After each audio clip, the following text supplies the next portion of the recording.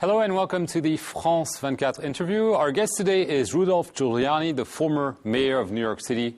Mr. Giuliani, welcome to the France24 interview. Thank you for having me. I want to talk with you about Iran. There's been a round of negotiations about Iran's nuclear program. Where do you think this is heading? Personally, I think Iran is just biding for time. I think they're wasting everyone's time. I think while they are pretending to talk, they're not really negotiating. While they're pretending to try to set the rules for talking, I think they're moving forward with enriching uranium. And I think they want to get themselves as close to being a nuclear power as possible. And I think the die has been cast. I think there's nothing that says to me that Iran really wants to negotiate in good faith. They've had 5, 6, 7 years of opportunity to do that.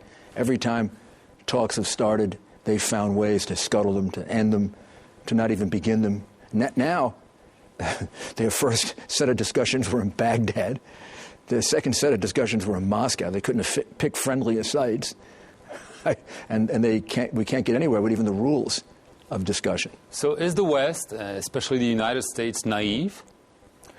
Well, I think the policy of appeasement to Iran has been a big mistake, yes. I think that President Obama came into office with the idea that he could talk to the Ayatollah, that he could talk to the mullahs. Hillary Clinton criticized him for that when she was running against him, said it was naive.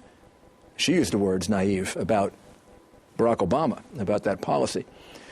And, you know, sometimes policies work and sometimes they don't. I think we have to say that after 3.5 years of trying to follow this policy of talk and discussion, it's gotten nowhere, except one thing for sure, and the UN has certified this, they have now enriched uranium significantly more than they did at the beginning of all these talks. So I would say that we should give up on talks. We should get really serious about sanctions and about regime change. But, okay, let's talk about sanctions. July 1st, there will be tougher European sanctions. Will this be enough? Or will, as you just said, there be a need for regime change? And if so, how do you do this? Well, of course there should be regime change. I mean, if we support a regime change in Egypt and Libya, Mubarak and Gaddafi were pretty bad, but not nearly as bad as the Ayatollahs, the mullahs. I mean, they didn't kill as many people. They didn't sponsor terrorism to the extent that the Ayatollah has and the mullahs have. They're a far more repressive regime than even Assad. And in fact, they're one of the few that support Assad. So if there's any consistency at all to the position of Western countries, we should be for regime change in Iran. If we were for regime change in Syria, Libya, and right now we're for regime change in Syria. But there are different ways of supporting regime change. There's military interventions like in Iraq or in Libya, and there is, I would say, natural regime change in Tunisia or Egypt. Which way do you I think you have to start with to be supportive of it and hope that encourages the people in Iran to act, and you hope that the people who are exiles, the Iranian exiles, that will also help to support them. And we had a chance a couple of years ago with the Green Revolution, right, to do that, and we were in a period of appeasement, and we didn't support them. But maybe if the nations of the world stood up and said the same thing should happen in Iran that has happened in Egypt, Libya, and hopefully is happening in Syria, that would ignite something. Delisting the MEK would be a real step toward showing that we were serious about regime change. Being the Mujahideen Khalq. Correct. That would be a step toward it. You're absolutely right. Being for regime change doesn't necessarily mean military intervention. We're for regime change in Syria, but we're not militarily intervening. It gives you a whole group of options, much more serious sanctions. It gives the people of that country more hope and sustenance for the possibility of doing it. But there's something that's been happening, we're told by the media, more secretive operations by the United States, possibly in concert with Israel, cyber attacks in order to damage Iran's nuclear industry. So do you think this is going on, this should be going on, more of it should be done? Well, first of all, I'm not privy to classified information, so I don't know if that's true or not. Both governments deny it, so whether it's true or not, I couldn't tell you whether it was. But is this a good option? I don't know if it's a good option. I don't know I don't know the program well enough to tell you, is that a good option or not a good option? I do think that the stated position of my government should be for regime change in Iran, and we should stop the misleading, misguided notion that we can negotiate with them, because they have proven to us that they are not good faith negotiators. And the idea of a nuclear Iran is unacceptable. Iran is not a rational regime. To have nuclear weapons in the hands of the mullahs, the Ayatollah, Ahmadinejad, would be so dangerous for the region, so dangerous for the world. But if you say, okay, we don't talk to you anymore, they'll continue developing. Well, not if sanctions become so oppressive and so difficult that helps to also fuel a movement toward regime change. Look, that's what happened in South Africa, right? Sanctions. People didn't negotiate with the apartheid regime of South Africa. We stopped all negotiations with them. We cut them off, and we imposed sanctions. And now, fortunately, we've ended that.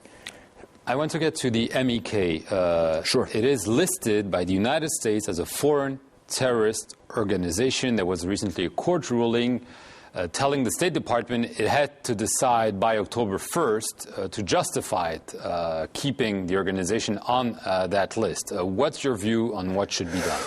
Well, my view is it should be delisted. And, of course, the court went further than saying that the State Department has to decide in 4 months. The court said if the State Department doesn't decide in 4 months, the court will delist them.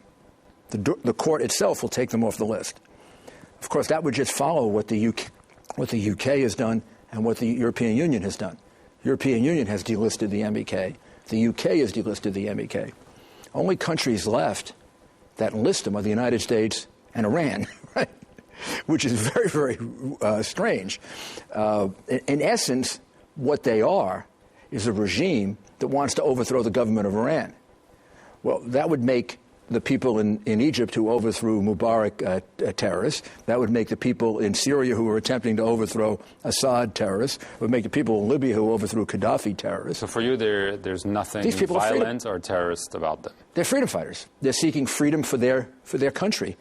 They're on our side. We should be on their side. I think the EU has recognized that. The UK has recognized that. I think most Americans have recognized that.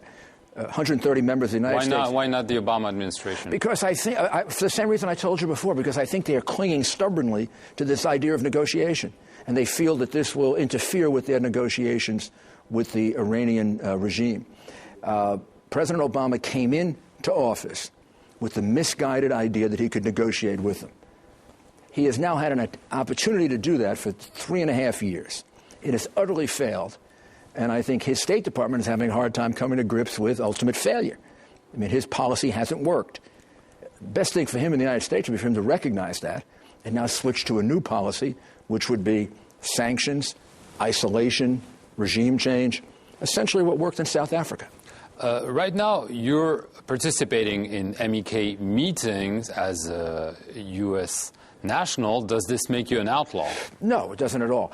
First of all, the people who sponsor us are independent of MEK. They're linked completely. to it, right? But people have a right to have their opinions. The United States has free speech. I have a right to have my opinions. The people I'm associated with are 2 or 3 of the former heads of the Joint Chiefs of Staff, members of both the Republican Party and the Democratic Party, former head of the Democratic Party, Ed Rendell. 130 members of my Congress have signed letters agreeing completely with what we're doing. In fact, members of Congress have appeared with us. So the position that I have has very, very broad support in the United States. In fact, it probably has more support than the position that the State Department is clinging to. So you're not afraid of problems? No, I am very much feel supported by the American notion of free speech. Right? I have a right to my opinion. They have a right to their opinion, and we have a right to voice it. I want to get quickly also to Syria. What should be done? Senator McCain has advocated U.S. airstrikes. People are dying. What should be done in addition to encouraging? I think we're getting very close to. We may have to do what we did in Eastern Europe, in the late 1990s. We're getting close to a humanitarian crisis, like justified the UN intervention in Libya. This may actually be worse than what was going on in Libya. I mean, just yesterday they struck down a Turkish aircraft They've been killing children, killing people. Assad seems to be totally out of control. You know, for the United States, this isn't, we don't know what will follow Assad. I mean, it's hard to believe it would be worse. But the mere fact that we get rid of Assad doesn't mean things get better in Syria for the United States, from the point of our position. But they certainly will get better for the people of Syria. So on Syria, I don't have the knowledge and the in-depth research that I've done on the issue of Iran. So I can't tell you exactly what we should do. But I think the time is coming close where some form of military intervention by the UN, by NATO probably more likely, since Turkey is a NATO member. Turkey may ask for NATO's help. After all, they've had one of their planes now shot down by the Syrians. Quick question on the Republican race. I see you're smiling. Does it mean you're optimistic? Mitt Romney will actually upset I'm always optimistic. I'm always optimistic.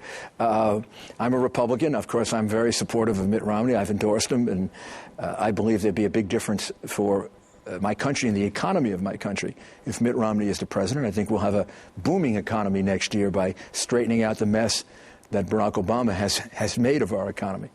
But I'm also cognizant of the fact that we're a very, very closely divided country. You look at all the polls right now, it's virtually tied, 50-50. So this is going to be an election that... What will be the tiebreaker? I think the state of the economy. I think that how people view the economy and who has a better chance of fixing it will decide it. And I think that's why Romney will win, because his whole background has been economics. His whole background has been success. He gets attacked by President Obama for being too successful. He's trying to isolate Romney as a sort of rich man, or the way I look at it, Romney's been a successful man.